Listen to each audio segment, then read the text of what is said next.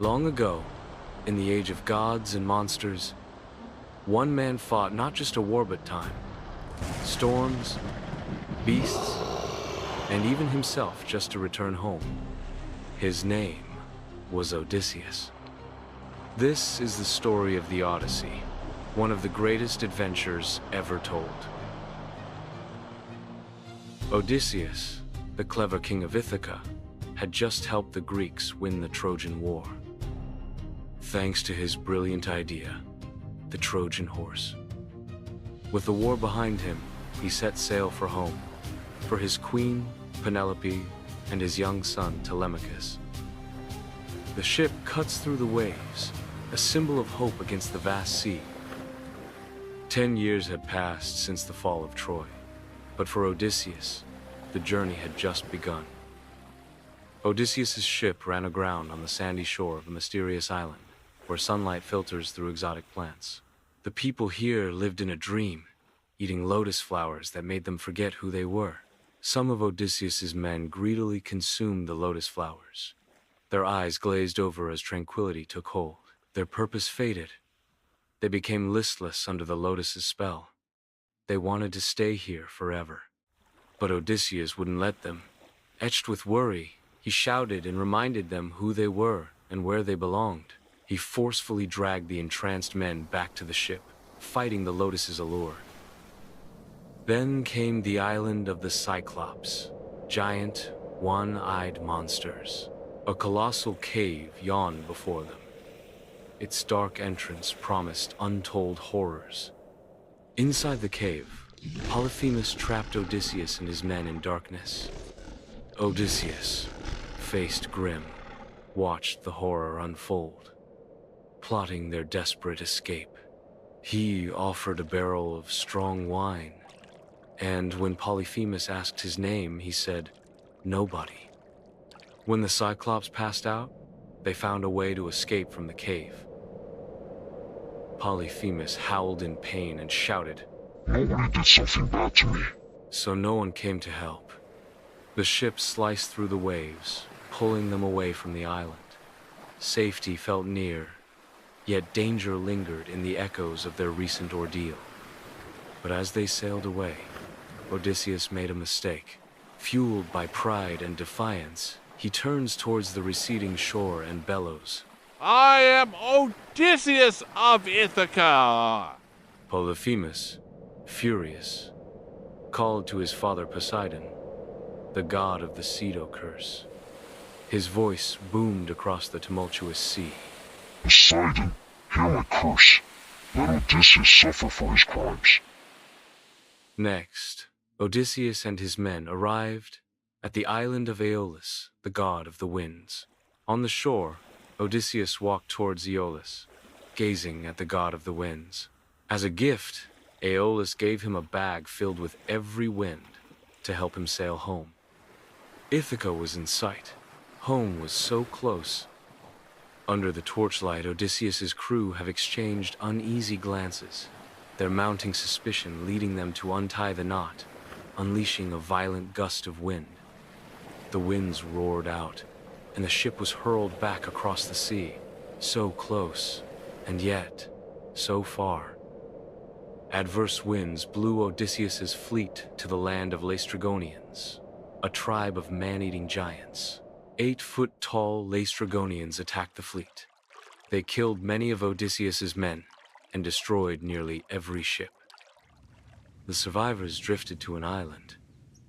A dark secret was hidden in the island's beauty.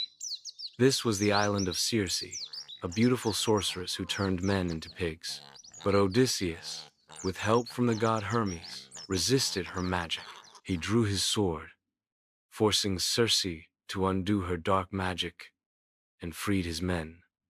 The men, once pigs, returned to their human forms. Fear was fading from their eyes. Within Circe's palace, a year of lavish hospitality has culminated as Odysseus and his men reveled in enchanting luxury.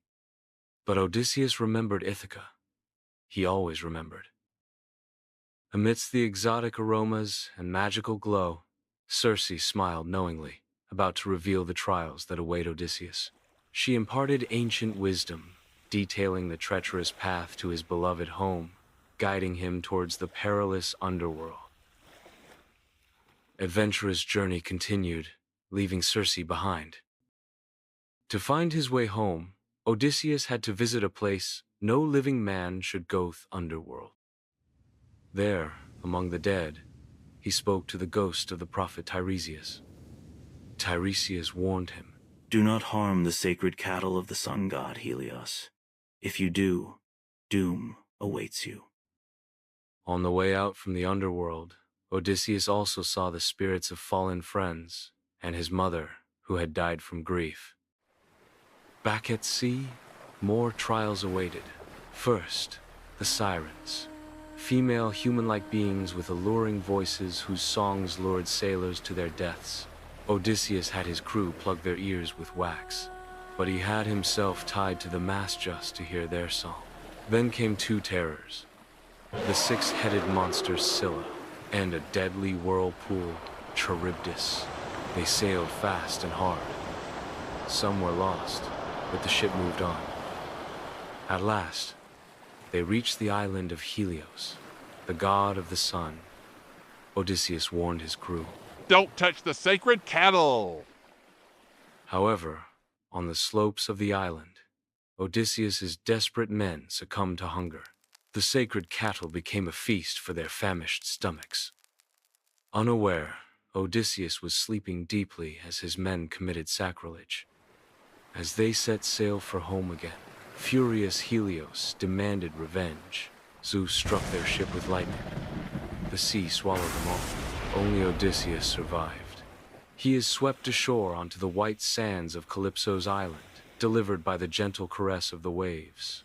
Calypso, a goddess, observed Odysseus, her gaze already heavy with affection.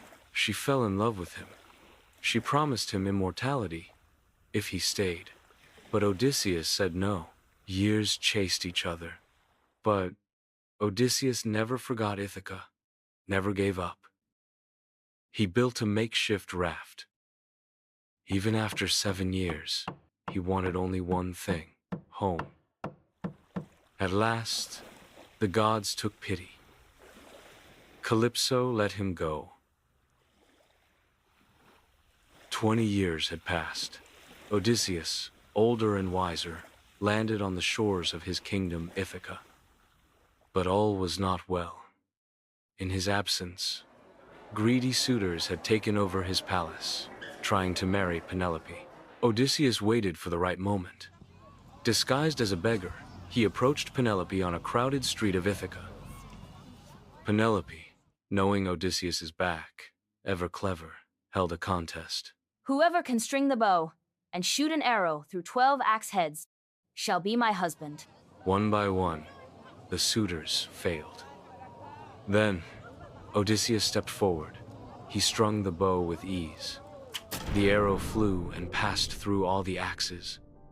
And so, after 10 years at the war, and 10 years at the sea with monsters, magics, and storms, Odysseus was finally home. Reunited with Penelope, a silent greeting passes between them, years of separation melting away in a moment of shared understanding. After all the struggle, being embraced by his son was the biggest reward for Odysseus. The Odyssey is more than a tale of adventure. It's a story of loyalty, courage, and the power of home. If you enjoyed this legendary tale, don't forget to like, subscribe, and ring the bell for more epic stories from myth and history. Until next time, may your journey be wise, and your heart always knows the way home.